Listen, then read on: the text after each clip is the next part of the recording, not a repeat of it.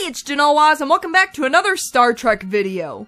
Happy Star Trek Day, everyone!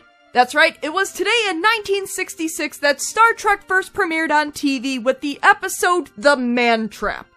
So what better way to celebrate than by ranking the Star Trek pilots? For this Star Trek Day 2024, I'm going to rank the live-action Star Trek pilot episodes according to my personal opinion, from the original series through Enterprise. Because those are the Star Trek shows I've actually seen. Now, there is the little matter of the original series pilot, namely that there's 3 of them. I'm only including The Man Trap in this ranking since that was the first episode shown on TV. The Cage, while technically the first pilot, was rejected and wasn't available in its entirety until 1986. And while Where No Man Has Gone Before is technically part of the first season, it's very different from the rest of the show. That's James T. Kirk, not James R. Kirk! What does the R even stand for? Robert? Rudolph? Rudiger? And if we can all be more like little Rudiger... His name is Bart. So, with that all out of the way, let's start our continuing mission into Trek with my ranking of the Star Trek pilots. You treat her like a lady, and she'll always bring you home. But before I go further, make sure you subscribe to my channel. I talk a lot about Star Trek, video games, and whatever else I feel like talking about. And if you'd like to help support the channel, consider becoming a member. Be great to have you aboard.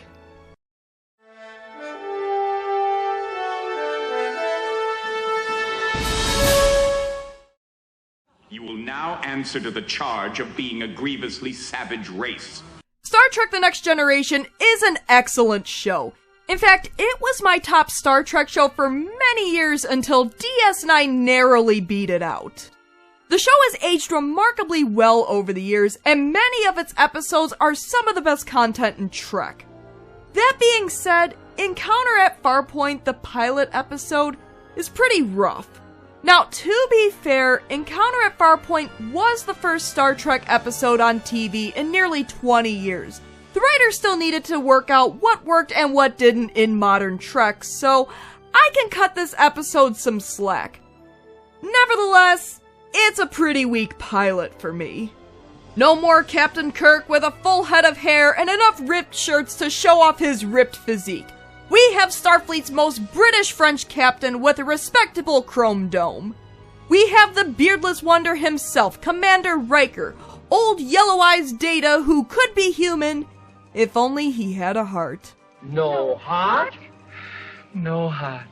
We have Red Shirt's Worf and Geordi carefully watching over their shoulders. Tasha Yar before she had an unfortunate accident with an oil spill, and Deanna Troi, who can't stop crying over space jellyfish. The episode is about Q, an omnipotent being putting humanity on trial for being savage, and the Enterprise crew is sent to investigate the mystery of Farpoint Station, which is powered by space jellyfish. No, that's not an exaggeration. Why? Now, to be fair, this episode does give us Q, even though he looks like he's about to start singing about berries and cream starbursts. Berries and cream, berries and cream. I'm a little lad who loves berries and cream. And we did get that super cool saucer separation sequence, and that McCoy cameo is pretty excellent. But Encounter at Farpoint is still a pretty weak episode. The acting is pretty stiff, and the characters haven't quite gelled yet. The cool, level-headed Picard yells a lot more, Data doesn't quite have that childlike wonder yet, and Riker really needs that beard. The episode also has a fair amount of 80s cheese, especially in its synthesizer-laden soundtrack. That it is start time, I'm transferring command to the battle bridge. Now don't get me wrong, I love my 80s cheese, but it's the difference between capturing the future and capturing the 80s version of the future. This episode is definitely the latter, while the rest of the show does a pretty good job capturing the former. Now, as hard as I am on Encounter at Farpoint, if it wasn't for this episode, we wouldn't have had my favorite Star Trek finale, All Good Things, which does a good job coming full circle with the beginning of the show. all I can really say is if you can get through Encounter at Farpoint and the rest of Season 1, you're in for a real treat of a series. I promise, it gets better! I will not promise never to appear again.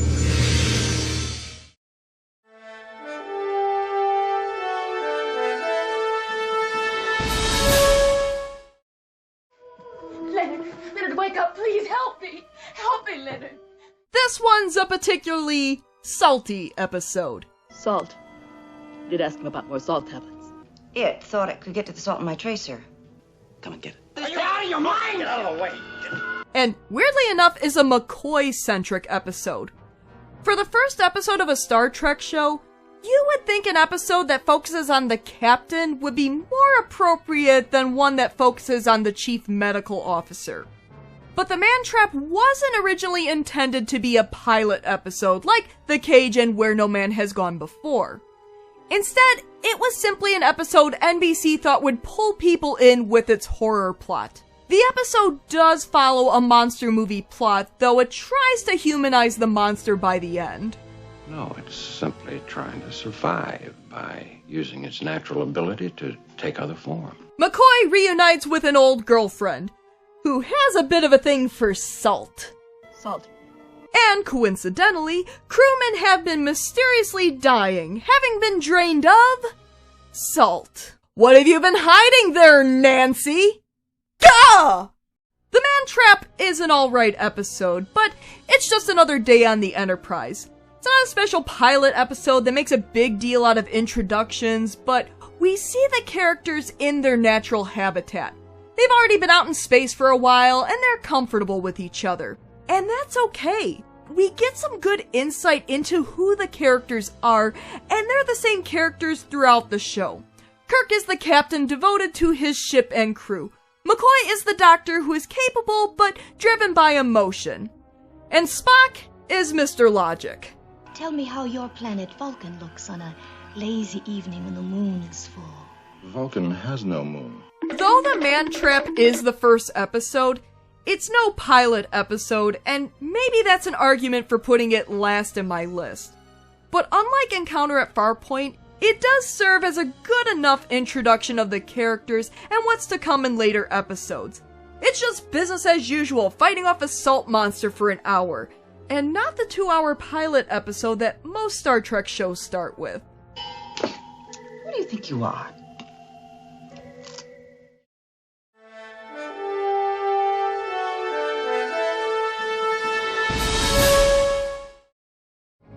Take her out, Mr. Mayweather. Straight and steady. Before The Man Trap, before Where No Man Has Gone Before, even before The Cage, there was Broken Bow. At least in the Star Trek timeline. Though Enterprise was the last of the pre-2009 Star Trek shows, it was a prequel to the original series.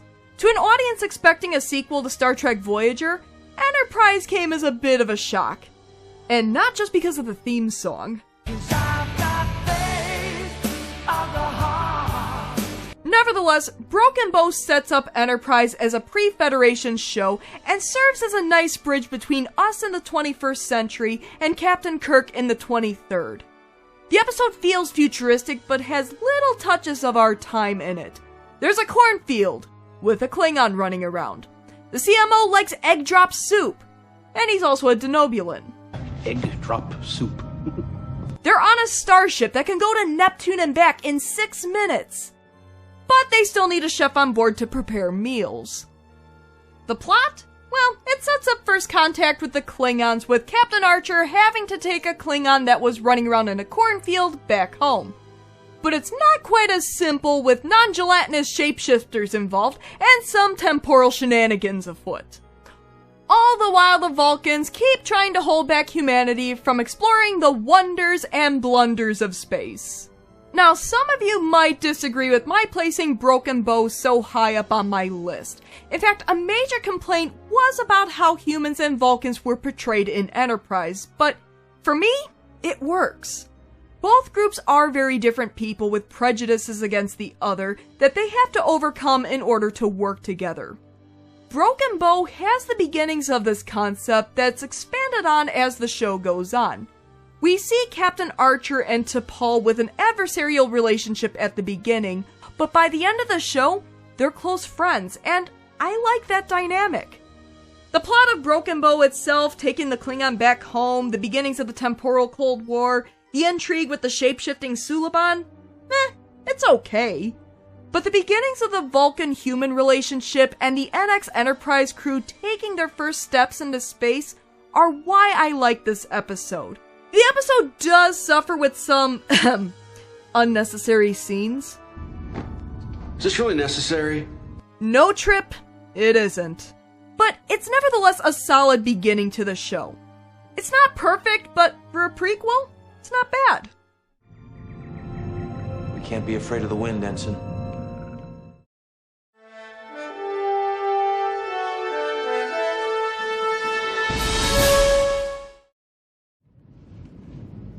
It's a fine crew, and I've got to get them home. Now, I've had my criticisms of Star Trek Voyager. Don't get me wrong, I like the show well enough, but I always felt like it never reached its full potential. The Borg were arguably overplayed, the Maquis were underplayed, and the show really could have benefited from being at least a little serialized. And it's probably because I really enjoyed Caretaker that I feel this way. It set up a lot of great concepts in Voyager that I would have loved to have seen expanded upon throughout the show. This is the start of Captain Janeway and the USS Voyager's 75-year journey to get back home after being stranded in the Delta Quadrant by this guy. Janeway faces a dilemma about using the array that brought them to the Delta Quadrant to send them home, but risk it falling into the wrong hands, or destroy it and take the long way home. The idea of merging two very different crews, a Starfleet crew and the Maquis crew they were sent to apprehend, was an interesting take on the Star Trek formula, and Voyager was ripe for expanding the Maquis that was set up in Next Gen and given further depth in DS9. Caretaker got me excited to see how these two crews would come together and work through their differences, which got dropped way too early into the show. You kind of forget these are two different crews after a while, and Voyager basically becomes just another Star Trek show. That being said, Caretaker did set up the relationships among the crew for the rest of the show. We see the beginnings of Tom and Harry's friendship. Harry was one of the first people to give Tom a second chance in spite of his past, and Tom is shown to have a caring side despite the mercenary exterior he presents. We see Tuvok as a confidant to Captain Janeway, who feels guilt and responsibility for stranding the crew in the Delta Quadrant. We never asked to be involved, Tuvok. But we are. Sure, we still have some of the roughness of the early show in this episode, like early Neelix and the Kazon. But Caretaker served as a great start to Voyager's journey in the Delta Quadrant. Somewhere along this journey, we'll find a way back.